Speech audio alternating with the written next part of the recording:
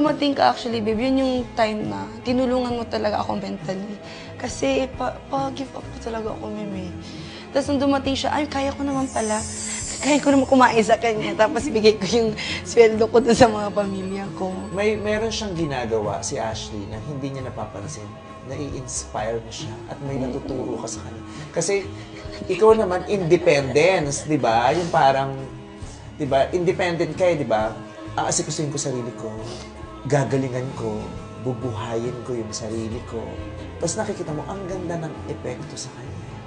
Kasi maraming pagkakataon talaga yung pag may binubuhay kang iba, tapos pinipilit mong gawin lahat para mabuhay sila, a part of you dies. While wanting for someone else to live, a part of you dies.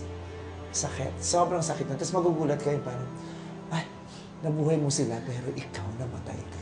Pero God sees what you do.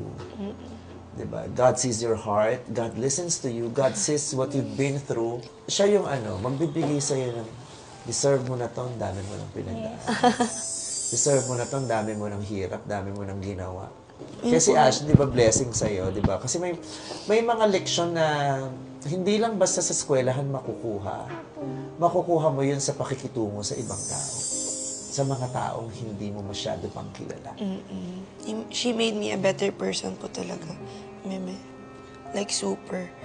Kinaya ko ang buhay dito sa Manila because of her. If it weren't for, baka bumalik na ako sa isla.